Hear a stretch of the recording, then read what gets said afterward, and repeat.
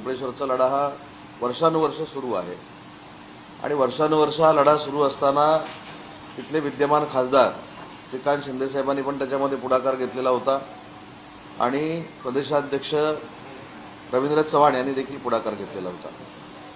परंतु अशा पद्धतीचा एक संभ्रम कोणतरी बातम्या पेरून तयार करण्याचा प्रयत्न करतोय की याच्यामध्ये ठाणे जिल्ह्यातल्या कुठच्या तरी नेत्यानं किंवा लोकप्रतिनिधीनं मला सांगितलं म्हणून याला उशीर झाला. आता तो उशीर खरं का झाला हे जर आपल्याला ऐकायचं असेल तर याचा खुलासा खरं तर प्रदेशाध्यक्ष रवींद्र चव्हाण साहेबांनीच करणं गरजेचं आहे.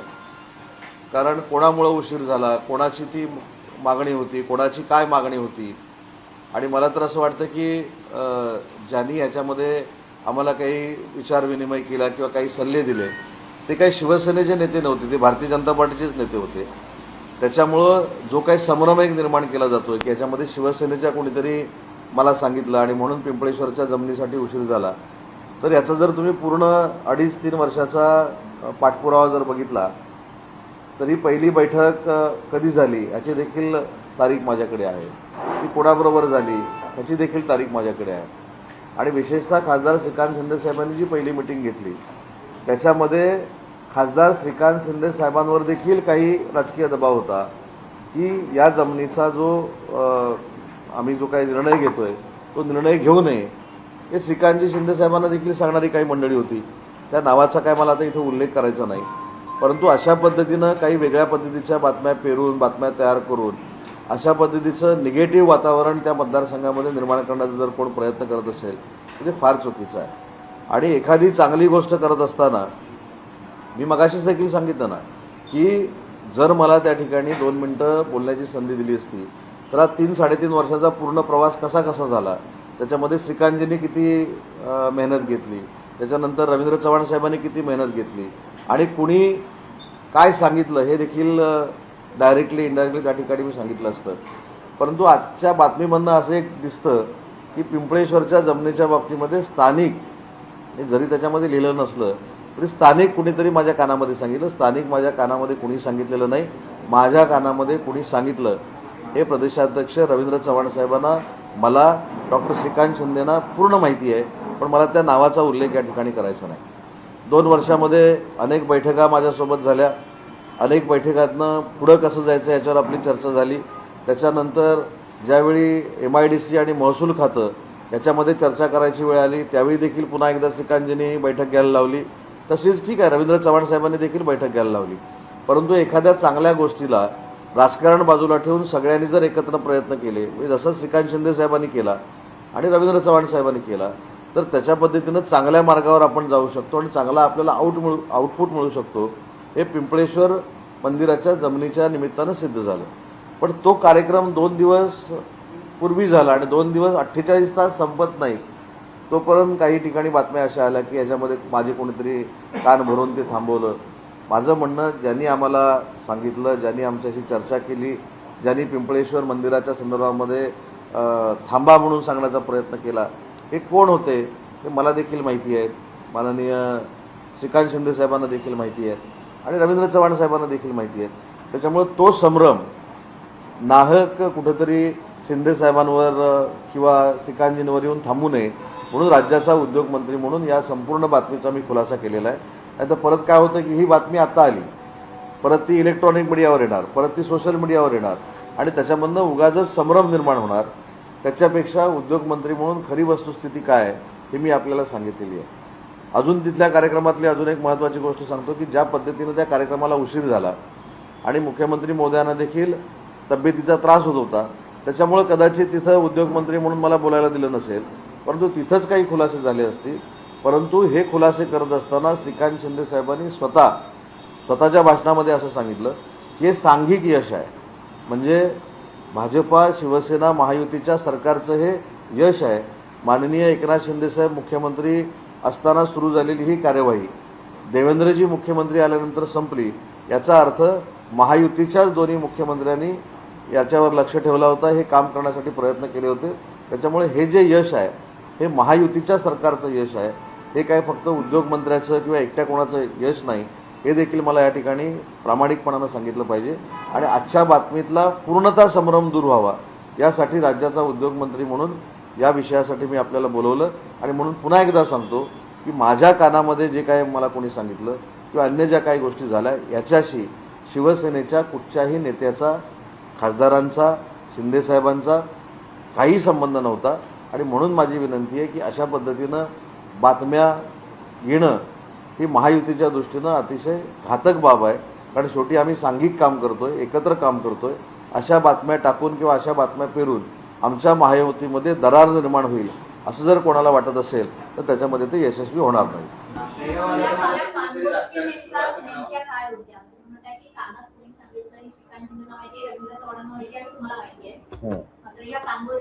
नाही, पहिली गोष्ट अशी आहे की त्या ठिकाणी माननीय रवींद्र चव्हाण साहेबांनी त्यांच्या भाषणामध्ये असं सांगितलं की उद्योगमंत्री म्हणून उदय सामंतनं ही जमीन देत असताना काय हालअपेष्टा सहन केल्या आहेत हे त्याला माहिती आहे.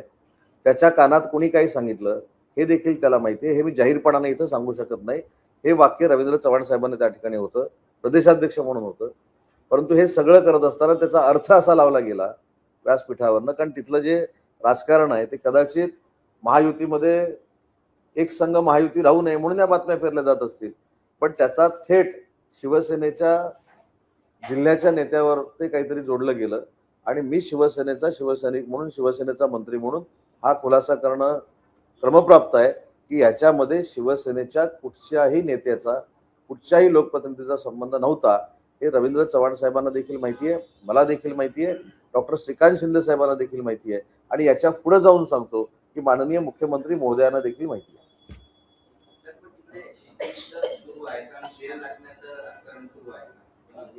ते श्रेय लाटण्याच्या संदर्भामध्ये ही पत्रकार परिषदच नाही. देवाच्या बाबतीमध्ये ज्याला कोणाला श्रेय घ्यायचं ते घेऊ दे. आम्ही पुण्याचं काम केलंय. त्याच्यामुळे श्रीकांतजींनी देखील भाषणामध्ये काय सांगितलं, तुम्ही श्रीकांतजींचं भाषण देखील मुद्दाम जर ऐकलं तर त्याच्यामध्ये रवींद्र चव्हाण साहेबांना, त्याच्यानंतर शिंदे साहेबांना, त्याच्यानंतर देवेंद्रजी फडणवीस साहेबांना, या सगळ्यांना केंद्रबिंदू मानून त्यांनी ते भाषण केलेलं होतं. त्याच्यामुळे श्रेयवादाचा प्रश्नच येत नाही. श्रेयवादाचा प्रश्न जर घ्यायचा असता किंवा श्रेयवाद घ्यायचा असता तर आपण देखील हजारो शिवसैनिक त्या ठिकाणी जमू शकले असतो. असं काही तिथं झालं नाही. मला याच्यामध्ये कोणालाही दोष द्यायचा नाही, परंतु या बातम्या ज्या गैरसमज पसरवणाऱ्या दिल्या जात आहेत त्याच्याबद्दलची माहिती पूर्ण आपल्याला असावी आणि आपल्या मार्फत तिथपर्यंत पोचावी यासाठी पत्रकार परिषद आहे. डंबोली संपलं.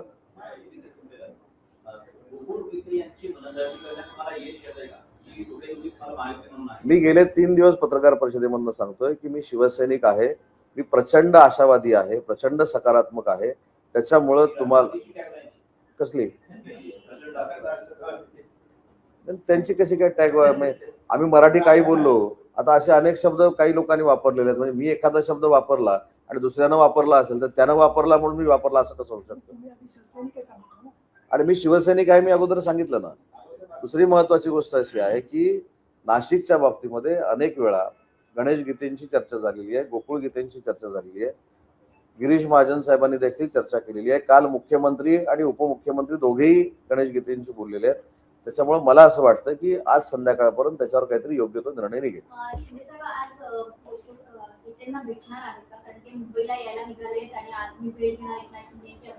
नाही, त्यांनी इच्छा व्यक्त केली तर आज माझ्या माहितीप्रमाणे शिंदे साहेब देखील दिल्लीमध्ये आहेत, पण त्यांनी इच्छा व्यक्त केली तर आम्ही आहोत ना. आम्ही मध्यस्थी करून साहेबांची त्यांची भेट घालून देऊ.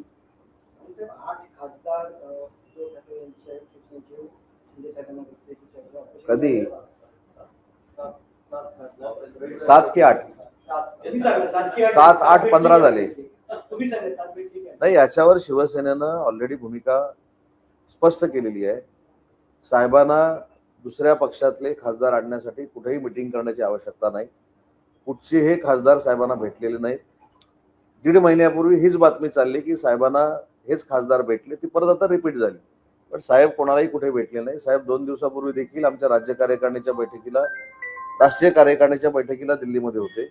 आज देखील पंतप्रधान नरेंद्र मोदी साहेबांच्या कार्यकाळाला 12 वर्ष पूर्ण झाली यासाठी ते दिल्लीमध्ये आहेत आणि त्याच्यासाठी देखील नरेंद्र मोदी साहेबांचं आम्ही शिवसेनेच्या वतीनं अभिनंदन करतो आणि त्यांना धन्यवाद देखील देतो की त्यांच्या 12 वर्षाच्या ऐतिहासिक कारकिर्दीमध्ये देशाला त्यांनी आंतरराष्ट्रीय दर्जावर नेऊन ठेवलं.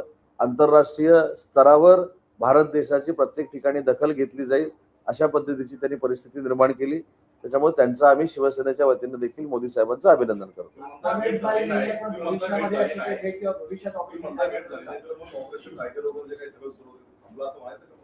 ऑपरेशन टायगर हे बारसं तुम्ही केलेलं आहे. ऑपरेशन टायगर जर काल बघा ना, काल पण प्रवेश झाले, काल कर्जतच्या 20 नगरसेवकांनी प्रवेश केले. तुम्ही ह्याला टायगर ऑपरेशन म्हणा, लायन ऑपरेशन म्हणा, काही कसलंही ऑपरेशन म्हणा, रोज प्रवेश सुरू आहे. माननीय साहेबांनी 2.5 वर्षामध्ये जे काही काम केलं मुख्यमंत्री म्हणून हे सर्वश्रुत आहे, पूर्ण जनसामान्यांपर्यंत पोहोचलेलं आहे. त्याच्यामुळे भविष्यामध्ये आपण शिंदे साहेबांच्याच नेतृत्वाखाली काम केलं पाहिजे हे प्रत्येक पॉलिटिकल माणसाला आकर्षण आहे आणि त्याच्या पद्धतीने हे प्रवेश होत आहेत. त्याच्यामुळे कालचं टायगर ऑपरेशन कुठं होतं? साहेबांना 20 नगरसेवक रोज प्रवेश सुरू आहेत. कुठच्याही प्रवेशासाठी टायगर ऑपरेशनची आवश्यकता नाही.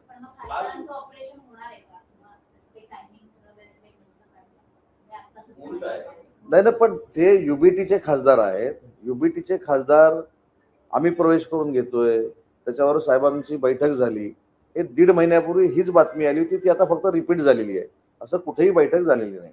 काल कॅबिनेटला शिवसेनेच्या मंत्र्यांनी नाराजी व्यक्त केली की एअरपोर्ट याला प्रोटोकॉल पाळला गेला नाही, काय नेमकी नाराजी? शिवसेनेच्या मंत्र्यांनी नक्की नाराजी व्यक्त केली. माननीय मुख्यमंत्री महोदयांना विनंती केली की अशा पद्धतीनं उपमुख्यमंत्र्यांकडेच शिंदे साहेबांकडेच नगरविकासचं खातं असताना सिडकोच्या आवारामध्ये छत्रपती शिवाजी महाराजांच्या पुतळ्याचं अनावरण होत असताना त्यांनाच बोलवायचं नाही, हे अधिकाऱ्यांना विचारलं पाहिजे, सुनावलं पाहिजे, त्यांच्यावर कार्यवाही झाली पाहिजे, आमची मागणी होती. परंतु मुख्यमंत्री महोदयांचे मी मनापासून जाहीर पद्धतीने आभार मानतो की ज्यावेळी आमच्या मंत्री महोदयांनी हा विषय काढला त्याच्या दुसऱ्या क्षणाला मुख्यमंत्री महोदयांनी सांगितलं की ज्या क्षणाला मी नवी मुंबईमध्ये पोहोचलो एअरपोर्टला आणि शिंदे साहेब मला त्या कार्यक्रमाला दिसले नाहीत, त्याच वेळी मी याची दखल घेतलेली आहे आणि ज्यांनी कोणी हे कृत्य केलं त्याच्यावर कारवाई करण्यासाठी शोकॉस नोटीस सिडकोला सीएमओनं दिलेली आहे. हे पहिल्या मिनिटामध्ये त्यांनी सांगितलं, म्हणून आम्ही त्यांचे आभार पण मानले.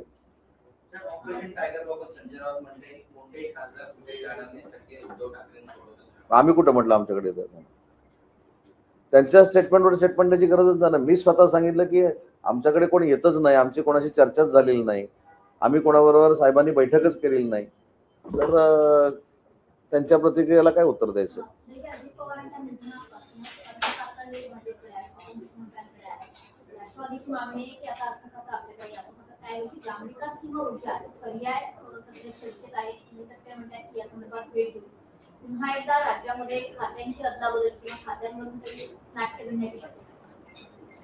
माननीय साहेबांच्या आदेशानंतर शिवसेनेची भूमिका स्पेसिफिक मुद्द्यावर आम्ही सगळे मांडतो. त्याच्यामुळे हा प्रश्न माझ्या दृष्टीनं फार मोठा आहे.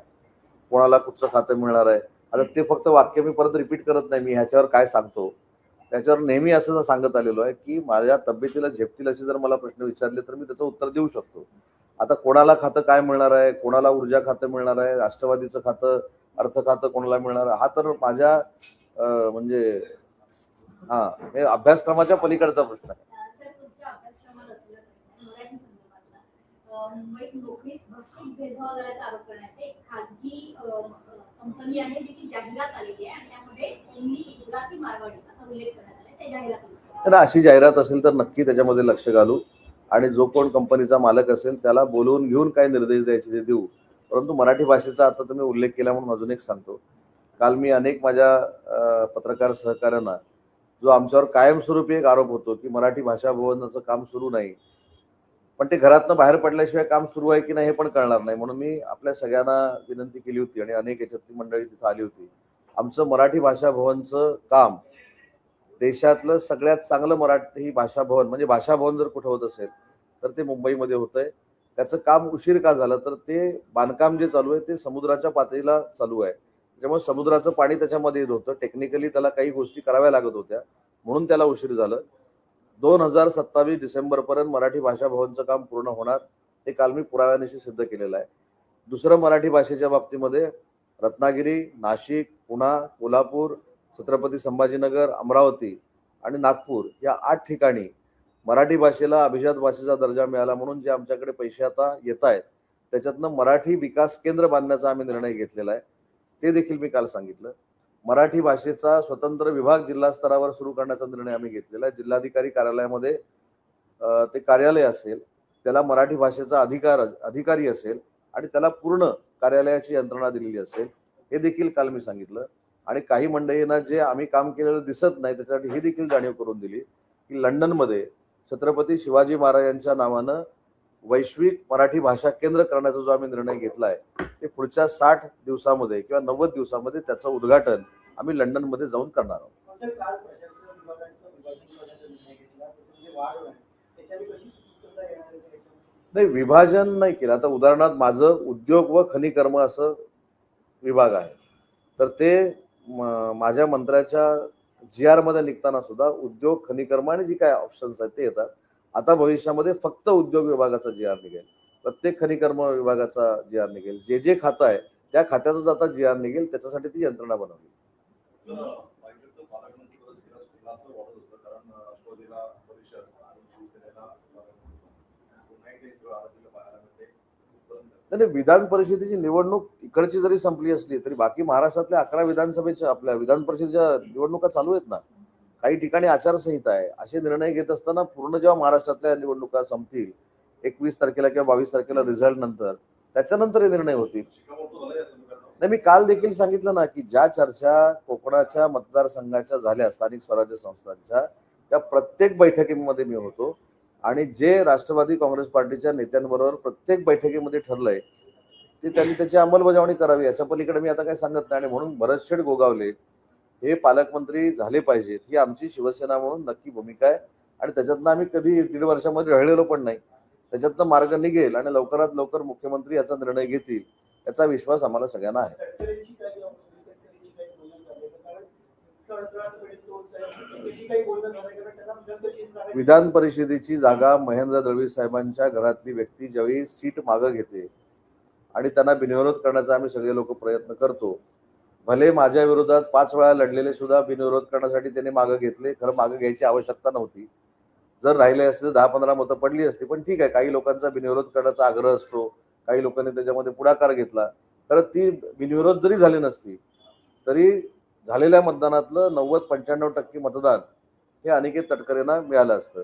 पण माझ्या मतदारसंघातले जे माझ्या विरोधामध्ये लढलेले उमेदवार आहेत त्यांचा उमेदवारी अर्ज मागे घेऊन काय साध्य केलं मला माहित नाही. आम्ही ती निवडणूक जिंकलेलीच होतो आणि ती निवडणूक लढत असताना ज्या ज्या काही गोष्टी झाल्या, ज्या ज्या काही बैठकी झाल्या त्याचा मी साक्षीदार आहे. त्याचे साक्षीदार स्वतः माननीय शिंदे साहेब आहेत. देवेंद्रजींशी देखील आम्ही चर्चा केलेली आहे. त्याच्यामुळे भरतशेठ गोगावले पालकमंत्री व्हावेत ही आमची इच्छा आहे आणि तीच मागणी आम्ही मुख्यमंत्री मोदयांकडे केलेली आहे. नांदेड भाजपच्या अधिकाऱ्यांच्या पक्षाचे शिंदेचे आमदार हेमंत पाटील नाहीयेत. त्यावर प्रश्न विचारला असता कोळशाच्या दलालीमध्ये मी माझे हात टाळे करू इच्छित नाही असं वक्तव्य त्यांनी केलंय आणि धनदाडक्यांची ही सगळी निवडणूक आहे असं कोण म्हटलं? हेमंत पाटील. तर मी नांदेडच्या निवडणुकीमध्ये मला काही माहित नाही नक्की उमेदवारी राजूरकरांना दिलेली आहे ना उमेदवारी. तर तिथं काय कोणाचे हवे दावे आहेत माहित नाही. परंतु एक संघपणानं आम्ही या सगळ्या निवडणुका लढल्या पाहिजेत हेच आमचं धोरण आहे. त्याच्यामुळे हेमंत पाटील साहेबांचा जर काही गैरसमज उमेदवाराबद्दल असेल तर आम्ही नक्की दूर करू.